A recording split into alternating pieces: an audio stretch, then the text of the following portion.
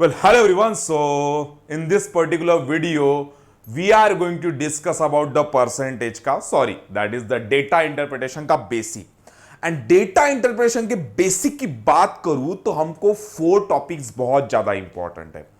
अब no matter आप मेरे कम्युनिटी से हो ना हो, द पॉइंट इज आप अगर मेरे डीआई के पोर्शन तक पहुंचे हो तो आपको बेसिक जो इंपॉर्टेंस होते हैं कुछ कॉन्ट्स के चैप्टर्स वो बहुत ज्यादा आपको अच्छे से या लिटिल बिट लेवल पे बनने चाहिए. जिसमें सबसे पहले मैं बात करूं तो आता है परसेंटेज. ठीक है. सेकंड नंबर के चैप्टर की अगर मैं बात करूं तो वो आ जाता है हमारा प्रॉफिट एंड लॉस.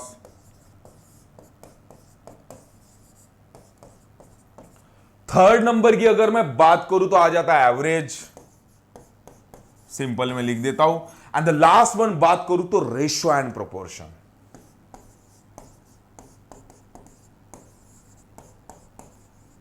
ठीक है. तो इन चारों चीजों के बारे में मैं डिस्कस कर लेता हूं. ठीक है. एंड उसके बाद हम लोग ने क्या बेसिक डीआई शुरू करेंगे. ठीक है.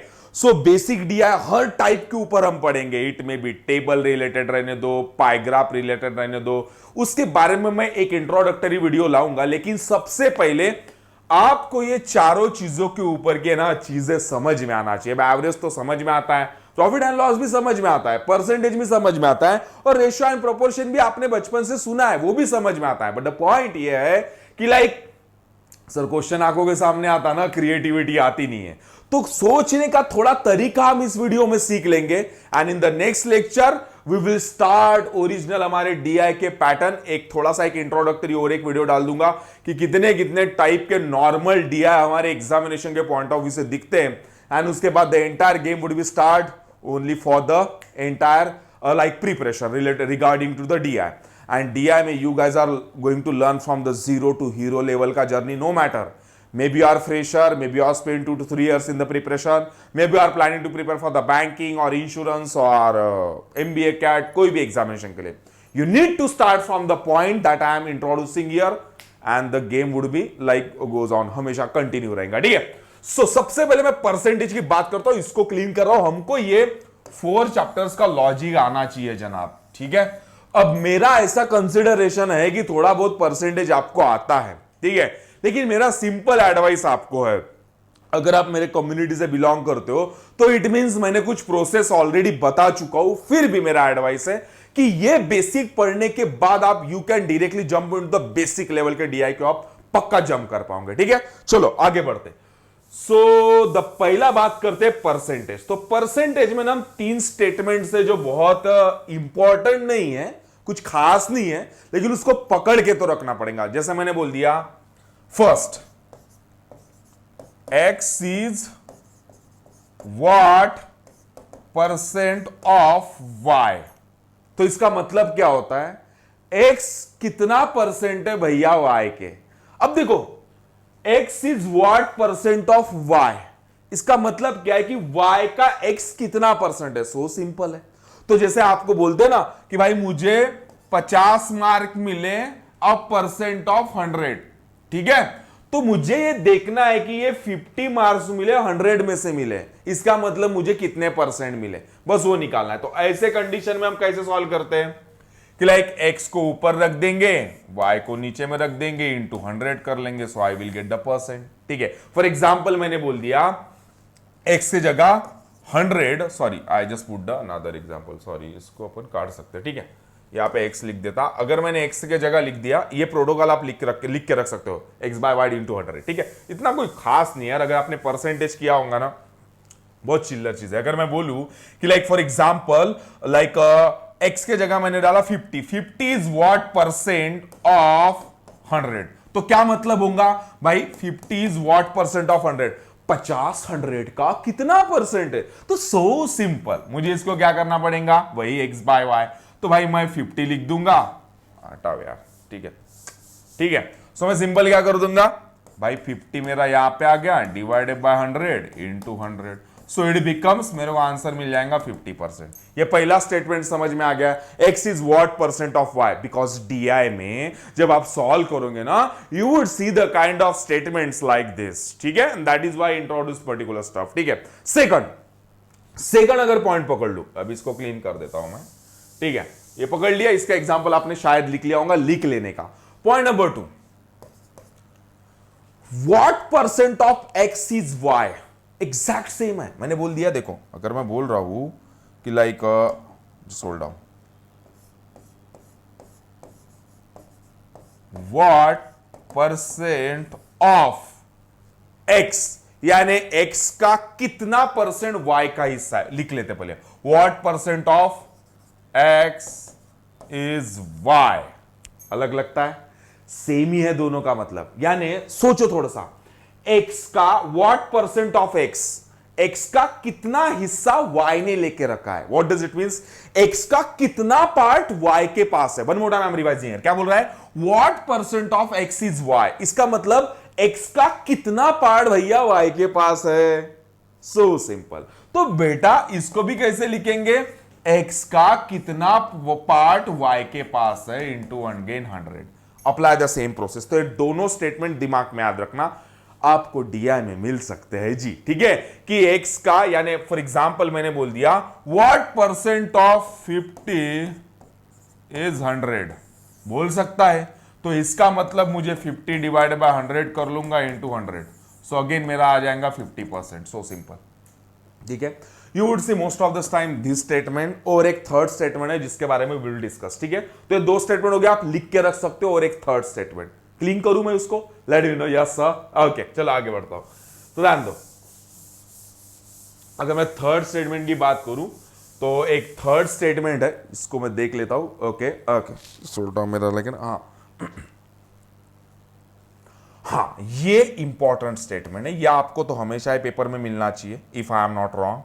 थोड़ा सा मैं कलर को अलग कर लेता हूं, या देखते क्या लिखा है इसने, जस्ट होल्ड डाउन, इसको लेके देखते। हाँ, x is what percent more, इसको क्लीन कर देता हूं मैं, दूसरा पेन ले लेता हूं, black is the best, I think so, black is the best, ठीक है। ओके, ध्यान दो, थर्ड नंबर का statement, x is what percent more और लेस देन y। स्टेटमेंट समझ में आ गया। x is what percent more, कभी मोर रहेगा कभी लेस रहेगा देन y। तो इसको कैसा करेगा, इट इज सो सिंपल, ठीक है। देन y बोला है तो भाई ये नीचे आएगा y से, ठीक है। तो मैं हमेशा y को नीचे रखूंगा।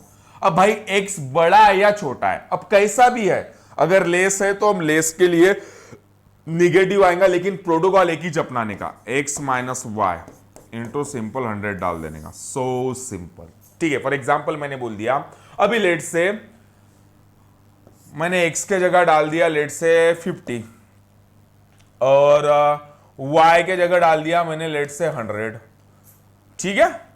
हाँ, x के जगह मैंने डाल दिया 50 और y के जगह डाल दिया x is what percent more और लेस देन y, ठीक है। एक काम करते इसको 150 बना देते, ठीक है। ओके, पहले एग्जांपल के पॉइंट ऑफ व्यू से तो मैंने बोल दिया x minus Y by 100, x minus Y by Y into 100, तो देन y, इससे कंपैरिजन हो रहा है। हमेशा याद रखना ये स्टेटमेंट बहुत पावरफुल है, आपको DI में पक्का मिलता है। तो इसको सॉल्व करने का सिंपल तरीका मेरे पास क्या है भाई, 150 माइनस 100 डिवाइडेड बाय 100 इंटू 100, तो जो भी आंसर आएगा that would be your answer. अगर लेस है, फॉर एग्जांपल जैसे मैंने यहां पे लिया था 50, तो 50 के हिसाब से क्या है, अभी यहां पे देखो 50 बचेगा यानी 50%, तो 50% मोर और लेस है, अजी मोर है, पॉजिटिव में आया ना तो मोर कंसिडर करना। अब यहां पे देखो निगेटिव में आएगा, 50 पकड़ूंगा तो देखो ध्यान दो, 50 माइनस 100 डिवाइडेड बाय 100 इंटू 100, तो ये काटा तो क्या आया मेरा -50%, which is nothing but the less, तो समझ में आ गया परसेंट का सिंपल कॉन्सेप्ट। परसेंट के बारे में हमने 3 चीजों का डिस्कशन किया। एक तो x is what percent of y, बड़ा सिंपल है, x ऊपर y नीचे, ठीक है। जो सेकंड स्टेटमेंट था क्या था, what percent of x, x का कितना परसेंट y ने लेके रखा है, apply the same protocol x y y, ठीक है। और जो दैन वाला कॉन्सेप्ट है ना, ये दैन, तो दैन वाला जो रहता है वो नीचे रहता है। अगर तुम लॉजिकली पकड़ चलो, मैं तो बोलूंगा यार अंडरस्टैंडिंग पावर के ऊपर ध्यान दो।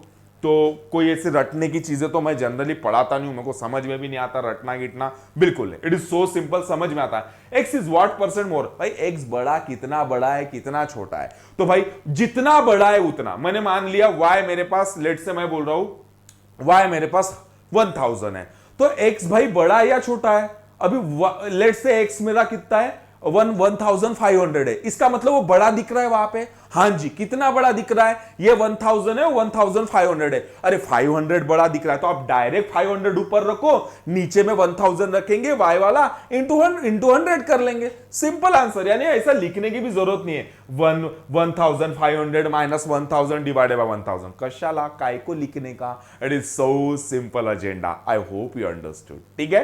सो ये this is all about the percentage से रिलेटेड हमने डिस्कशन कर लिए। Let's talk about the next, profit and loss. तो इसको मैं क्लीन कर देता हूं, आप लोगों ने लिख लिया होगा, कोई रॉकेट साइंस नहीं है, ठीक है। नहीं तो वीडियो को पॉज करके एक बार फिर से लिख लेना आप लोग, ठीक है। चलो नेक्स्ट अगर मैं बात करूंगा तो प्रॉफिट एंड लॉस। अब बेटा प्रॉफिट का मतलब होता है सिंपल सिंपल बेनिफिट, लॉस का मतलब होता है भाई लॉस हो गया हमको। इट इज सो सिंपल, ठीक है। अब प्रॉफिट एंड लॉस में ना लिख के दे देता हूं मैं,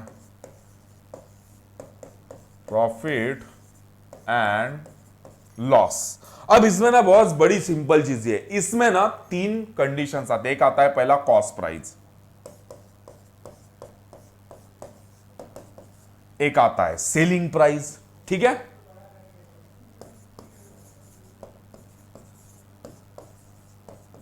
एक आता है मार्केट प्राइस, मार्क प्राइस या लिस्ट प्राइस उसको बोलते हैं।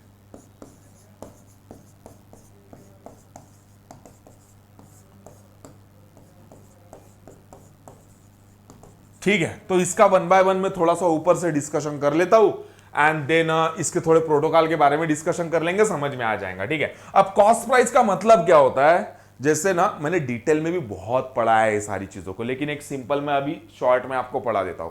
अगर मैं बोल रहा हूं कॉस्ट प्राइस मतलब जिस रेट में आप दुकान से चीजें लेते हो। फॉर एग्जाम्पल अगर मैं भी एक दुकानदार हूं, मैं विलेजेस में इसको बेचता हूं, ठीक है। I sell this product in the village, ठीक है, for example, and I am buying, I buy this particular product from the city, और सिटी से मैं लेके जाता हूं। तो लेट से सिटी से मैंने इसको खरीद लिया 50 रुपीज का, तो मेरे लिए क्या हो गई जनाब, कॉस्ट प्राइस हो गई। एंड अगर मैं यहां पे, अगर मैं उस विलेज में इसको बेच रहा हूं 70 रुपीज में, तो कॉस्ट प्राइस मेरी क्या हो गई, कॉस्ट प्राइस जिस प्राइस में हम उसको खरीदते हैं that is cost price 50 rupees, और मैं वहां पे जाके उसको बेच रहा हूं 70 रुपीज में। समझ में आ गया। तो मुझे प्रॉफिट कितने का होगा, सो सिंपल यार, 50 में लाया 70 में बेचा, 20 रुपए का प्रॉफिट, 20 रुपीज प्रॉफिट, ठीक है। वन मोर टाइम, 50 में लाया 70 रुपीज में बेचा, 20 रुपीज प्रॉफिट, सो सिंपल, ठीक है। अब बात करते हैं मार्क प्राइस और लिस्ट प्राइस। अब क्या होता है, मैं दुकान में मैंने अपने शॉप में 50 रुपए का लाया, इसके ऊपर मैंने एक लिस्ट लगा के रख दी, ऐसा लिख के रख दिया मैंने, लेट से यहां पे लिख के रख दिया, ये लिखता नहीं है, ठीक है, सॉरी मैंने मार्क का समझ लिया। लेट से यहां पे मैंने लिख दिया 80 रुपीज। तो बड़ा भाई ये पता चला कि ऐसा ग्लास है और यहां पे लिखा है भाई 80 रुपीज, लिस्ट लगी हुई है, ठीक है, लिस्ट लगी हुई है। फॉर एग्जाम्पल हम पकड़ लेते हैं 80 रुपए, तो ये उसकी क्या होगी, मार्क प्राइस होगी, मार्क प्राइस होगी या लिस्ट प्राइस होगी।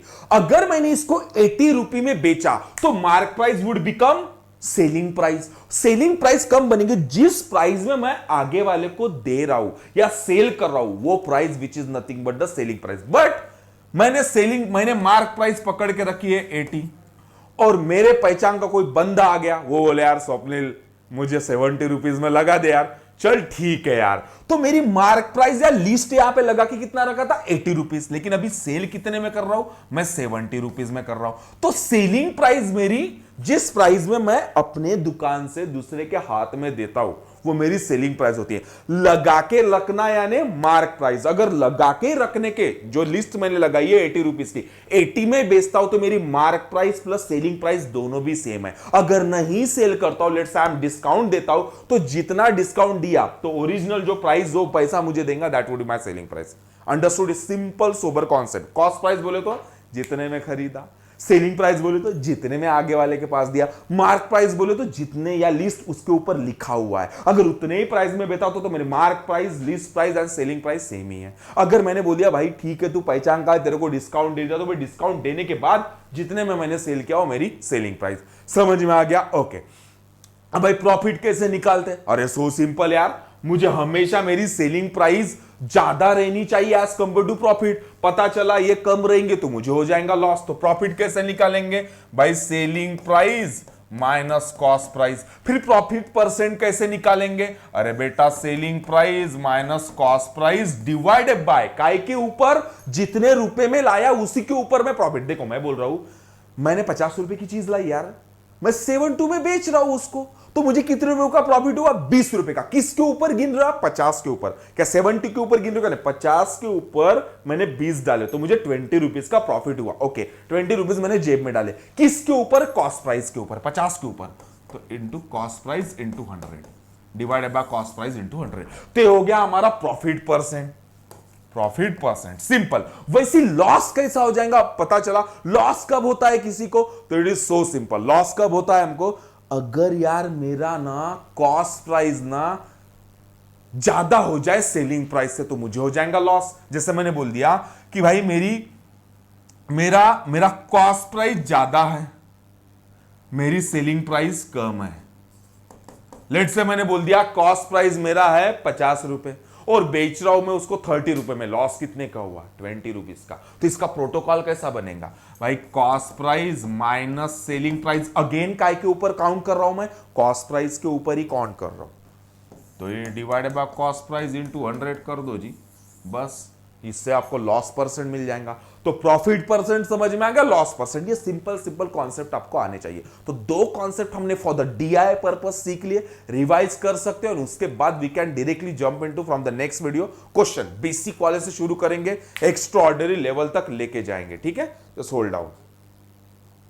ठीक है, नेक्स्ट बात करता हूं एवरेज। इसको क्लीन कर दूं मैं? Let me know. Yes sir. Okay, चलो ध्यान दो।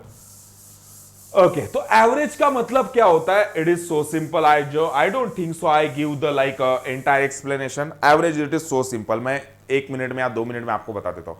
मेरे पापा ने, हम लोग 5 भाई लोग हैं, मेरे पापा बोले बेटा ये 1000 रुपए दे ले, सब में बांट दे। तो मैं क्या करूंगा? मेरे पापा ने 1000 रुपीज दिए। कितने लोगों के लिए बेटा? 5 लोगों के लिए, 5 ब्रदर्स। तो मैं क्या करूंगा? ये 1000 डिवाइडेड बाय क्या करूंगा? 5 करूंगा। इसका मतलब हर किसके पास कितना आया? 200 रुपए। आप सब्जेक्ट का एवरेज नहीं निकालते हो? लेट से आपने क्वांट में लिख लिया मुझे 20 मार्क है, रीजनिंग में लिख लिया मुझे 40 मार्क है, करंट अफेयर में लिख लिया मुझे 30 मार्क है, एंड लेट से ये मैं इंग्लिश में लिख लिया मेरे को 35 मार्क्स है। तो चारों सब्जेक्ट में मेरे एवरेज मार्क कितने हो जाएंगे? अरे चारों का एडिशन डिवाइडेड बाय 4 करूंगा ना, इसका मतलब जितने सब्जेक्ट जितनी क्वांटिटी। अगर मैंने बोल दिया 3 लोगों का एवरेज है 20, तो 3 लोगों के टोटल मार्क्स कितने होंगे? मैं बोला 3 लोगों का एवरेज है सिर्फ 20, तो 3 लोगों का एवरेज 20 तो 20 इंटू 3 करूंगा तो मेरे को टोटल मिल जाएगा विट इज 60। यानी तीनों का एडिशन कितना हो गया? 60। इतना तो बेसिक आपको बनना चाहिए अगर डीआई में आना है तो। ठीक है, इट इज सो सिंपल। मैंने बोला 3 लोगों का एवरेज 20 है। अब मैं बोलता हूं 4 पीपल का average I would say, 4 student का एवरेज आई वुड से 15 है। तो मैंने क्या करूंगा? 15 इंटू 4 कर दूंगा, आई will get the 60 final answer. समझ में आ गया? यही सिंपल एवरेज का गेम, और कुछ खास नहीं है। ठीक है, लास्ट बात करते रेशो एंड प्रोपोर्शन की। लास्ट, रुक जाओ पानी। ठीक है, ओके। सो लास्ट बात करते हैं हम रेशो एंड प्रोपोर्शन। ठीक है, तो यहां तक हो गया हमारा परसेंटेज। ठीक है, अभी लास्ट बात करते हैं रेशो एंड प्रोपोर्शन।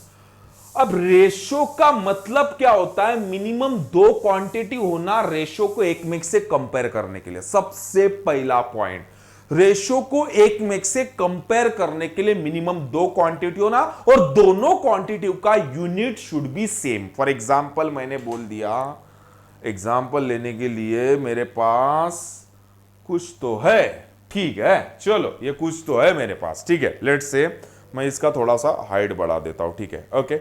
ये मेरे पास बॉटल है दो, ठीक है, चलो ठीक है, जान दो। ये ग्लास है और एक बॉटल है, जो भी है। मान लो इसके अंदर भी पानी, सॉरी मान लो इसकी भी हाइट है और इसकी भी हाइट है, तो दोनों का यूनिट क्या है? हाइट है। तो minimum two things are required to find out the ratio और टू कंपेयर करने के लिए minimum two things are required and the unit should be same. इसका यूनिट हाइट, इसका यूनिट हाइट, तो दोनों का हाइट है।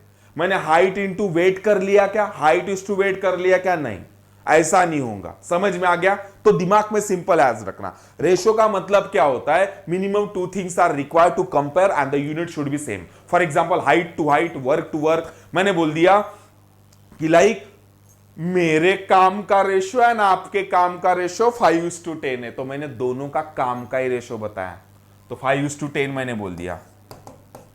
यानी इसको क्या हो जाता है? इसको और छोटा कर सकते हैं, 1:2। सिंपल। और एक चीज याद रखना, यूनिट कुछ भी हो सकते, रुपीज रह सकता है, हाइट रह सकता है, स्पीड रह सकता है, करेंसी रह सकता है, थिकनेस रह सकता है, या मैंने बोल दिया फॉर एग्जाम्पल अगर मैं बोलूं स्पीड रह सकता है, डिस्टेंस रह सकता है। समझ में आ गया? ठीक है, तो कुछ भी रह सकता है, but unit should be same होने चाहिए। टेम्परेचर रह सकता है, ठीक है, कुछ भी रह सकता है। तो या मैं बोल दिया लाइक किलोमीटर्स रह सकते हैं, ठीक है। सो मैं 10 किलोमीटर दौड़ता हूं और शाकिब नाम का मेरा फ्रेंड है जो 50 किलोमीटर दौड़ता है, तो हम दोनों का रेशो कितना हुआ? मैं 10 किलोमीटर दौड़ता हूं और शाकिब 50 किलोमीटर दौड़ता है, तो रेशो के लिए ऐसा दो पॉइंट डालते हैं, तो हमारा रेशो कैसा निकलेगा? और छोटा कर दो, 5 2 जार 5 10 जार, तो 2 बाई, ओके सॉरी 1/5, 1:5। सिंपल। हमारा रेशो क्या है? 1:5। समझ में आ गया? ओके। अब दिमाग में रखना, इससे आप ये कभी भी फाइंड आउट नहीं कर पाओगे। फॉर एग्जाम्पल आपको दिया है, let's say Shakib and Swapnil के लाइक आई वुड से मैंने बोल दिया शाकिब एंड स्वप्निल के स्पीड का रेशो है 1:5, ठीक है। Then find out the original value. I can't find out, मैं फाइंड आउट नहीं कर सकता, तो इससे मैं कभी भी फाइंड आउट नहीं कर सकता। अरे कुछ भी हो सकता है। 1:5 का रेशो मतलब क्या हो सकता है भाई? ये भी हो सकता है, 10:50 भी हो सकता है, या 100:500 भी हो सकता है, या 1000:5000 भी हो सकता है, तो मुझे पता नहीं है। सो फ्रॉम द रेशो से, ratio is given, so I can't find out the original value. कब तक? जब तक मुझे एक तक तो भी पता नहीं होता। अब मुझे पता चला कि स्वप्निल एंड शाकिब के लाइक स्पीड का रेशो है 1:5 और उसमें शाकिब 25 किलोमीटर, शाकिब की स्पीड है 25 की, तो यहां से मुझे 5 इक्वल्स टू क्या मिला? 25। 5 इक्वल्स टू 25 बोले बोला ना, उसकी स्पीड है 25 की, तो आराम से इसके निकाल सकते हैं। तो 5 इक्वल्स टू 25, तो 1 इक्वल्स टू क्वेश्चन मार्क, तुम क्रॉस मल्टीप्लिकेशन के लो, तुमको मिल जाएगा। लेकिन एक की तो भी पता होना, अगर दोनों की मिसिंग है तो आई कांट फाइंड आउट, ठीक है। तो ये हो गया रेशो। एंड प्रोपोर्शन का मतलब क्या होता है?